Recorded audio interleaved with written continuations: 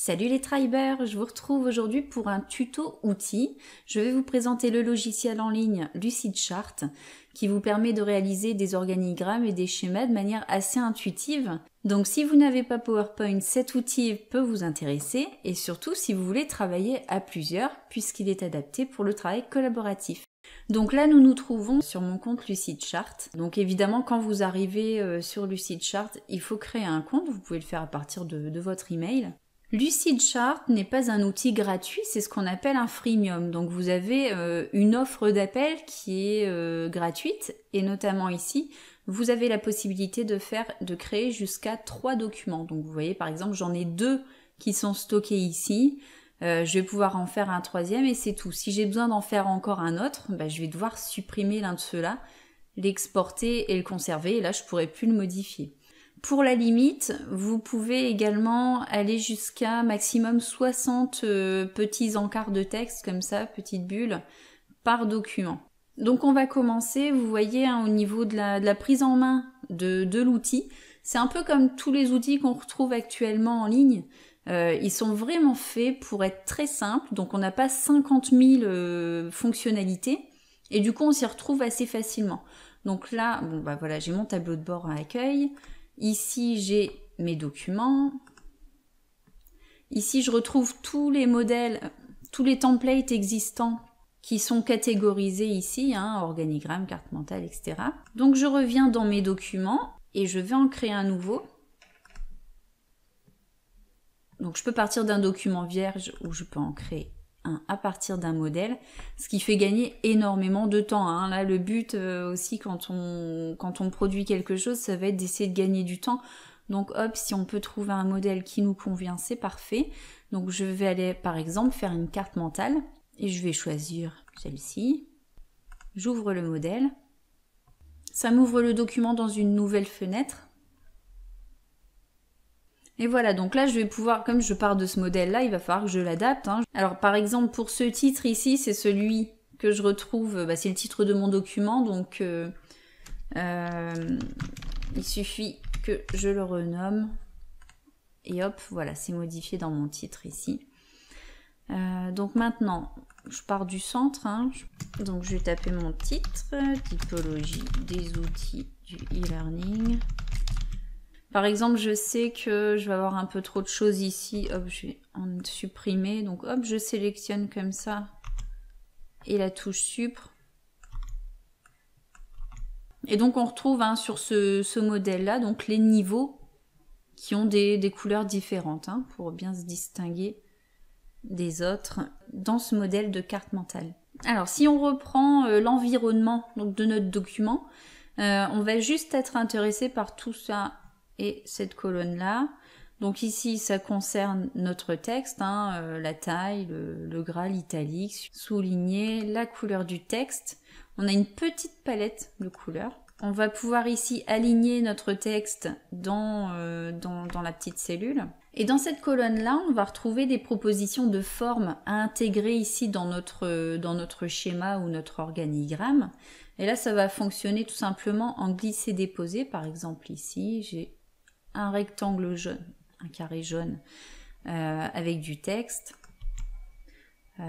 Ici, ils appellent ça borne Wi-Fi. Donc cette forme-là, elle va nous permettre de pouvoir mettre un lien dans notre document.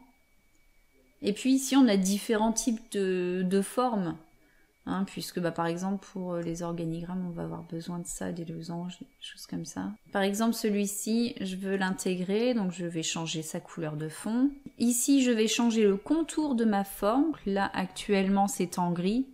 Si je le mets en rouge, ça va pas être très visible. Je peux aussi grossir le trait.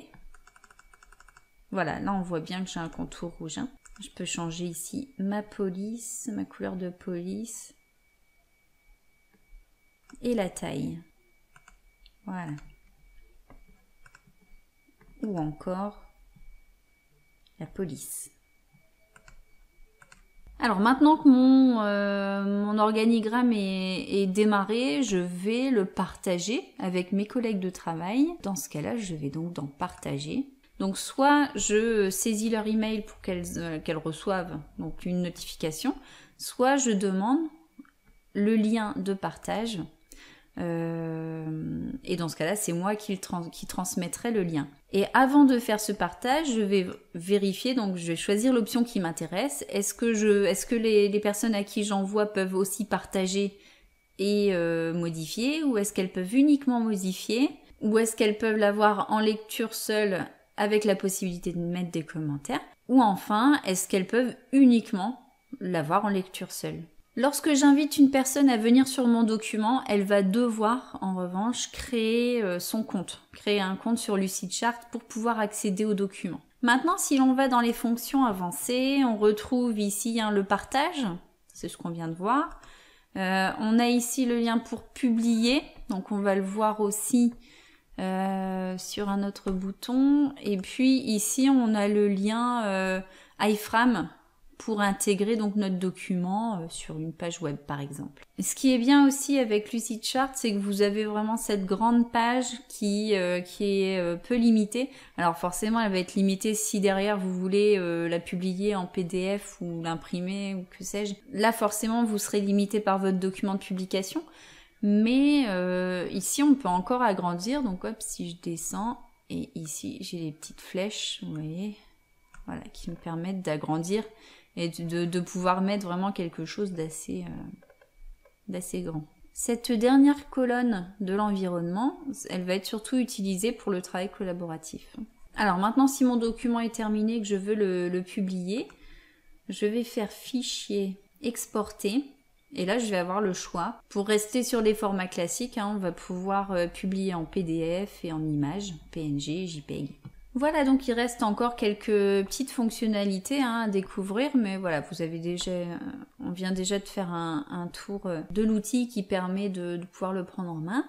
Alors une dernière fonctionnalité que je voulais vous montrer, on va retourner dans notre tableau de bord, sur le bouton accueil, et on a intégration ici, donc Lucidchart, ça fait partie des logiciels qui vous proposent d'être intégrés à d'autres flux comme Microsoft Teams ou Slack, si vous les utilisez.